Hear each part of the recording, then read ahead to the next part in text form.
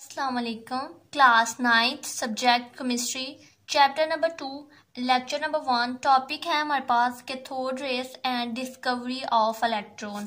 Firstly हम लोग discuss करते हैं कि स्ट्रक्चर ऑफ एटम। एटम किसे कहते हैं? एटम जो है, एटम का जो वर्ड है वो एटमॉस से निकला है और एटमॉस का मतलब है इनडिविजिबल।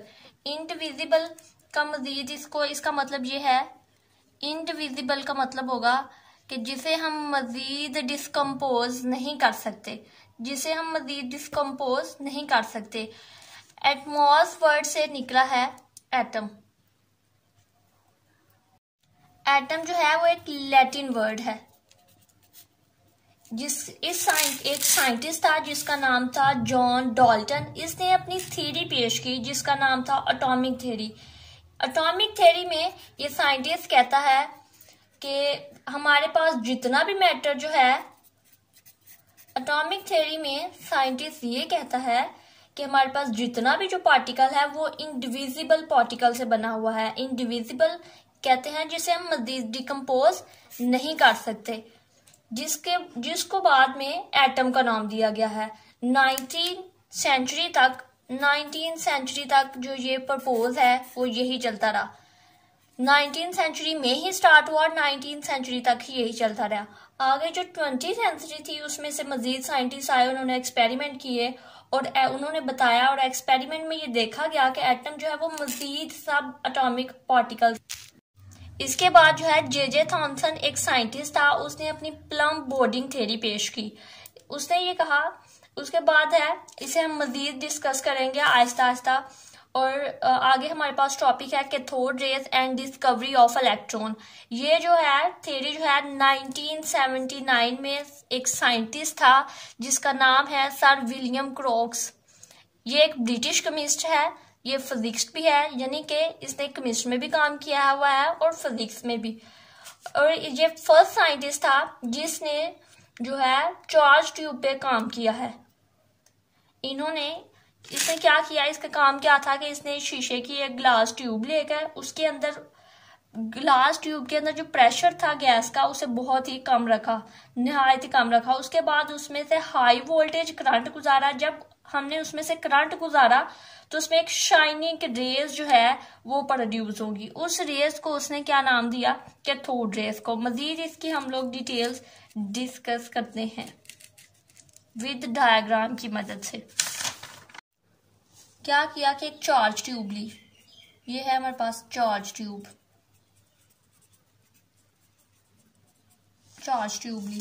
चार्ज ट्यूब के उससे अंदर दो ये जो है मेटेलिक इलेक्ट्रोड इसने साथ इसके अंदर अटैच किए। मेटेलिक कह लें या मेटल के जो बने होते हैं इलेक्ट्रोड, इसने वो किए। ये जो इलेक्ट्रोड थे, एक उसने पॉजिटिव लिया जिसको हम कैथोड का नाम देते हैं, दूसरा जो है पॉजिटिव ले लिया जिसको हम एनोड कहते हैं, उसने एनोड का नाम दिया। दोनों को एक साइड पे उसने नेगेटिव रख दिया, दूसरी साइड पे उसने एनोड को पॉजिटिव में रख दिया। ये इलेक्ट्रॉन की दो तरह की टाइप। इसके अंदर इसने क्या किया, गैस को लिया और इस गैस में क्या रखा कि बहुत सारा जो गैस यहाँ पे ले ली। कोई भी गैस ले सकते हैं, इसमें कोई कंपल्सरी नहीं है कि हम एक ही गैस लेंगे, गैस कोई भी ले सकते हैं। और इस गैस का जो उसने टेम्परेचर, जो प्रेशर था वो बहुत ही कम रखा। फिर उसमें से जब इसने इसमें करंट को पास किया, इन दोनों को, यहाँ बैटरी के साथ वोल्टेज को, ये जो कैथोड थे, इलेक्ट्रोड थे हमारे पास, इस दोनों को उसने बैटरी के साथ जोड़ दिया। बैटरी के साथ जोड़ने के बाद उसने यहाँ पे गैस का जो प्रेशर था वो बहुत ही लो रखा। और जब उसने इसके अंदर से करंट पास करवाया, हाई वोल्टेज करंट जो उसने पास करवाया, तो उसने देखा कि एक शाइनिंग जो है ना वो रेज प्रोड्यूस हो रही हैं। ये शाइनिंग रेज जो हैं इसके अंदर प्रोड्यूस हो रही हैं, जो एक स्ट्रेट लाइन में कैथोड से एनोड की तरफ मूव कर रही हैं। इन रेज को सर विलियम ने जो इसका नाम दिया वो कैथोड रेज। अब ये क्वेश्चन कैथोड रेज का नाम दिया। अब ये क्वेश्चन बनता कि उसने कैथोड रेज ही क्यों नाम रखा?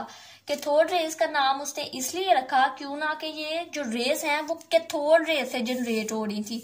ओरिजिनेट कैसे हो रही थी? कैथोड रेज से। इसकी डायरेक्शन देखें, कैथोड से एनोड की तरफ जा रही है, तो इट्स मीन्स के ये जो रेज हैं वो कैथोड से ओरिजिनेट हो रही हैं।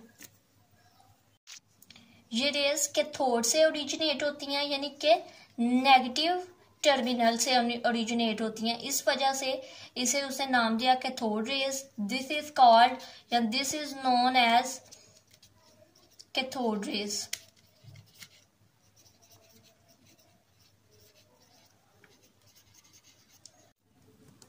नेक्स्ट हम लोग डिस्कस करते हैं प्रॉपर्टीज ऑफ कैथोड रेज।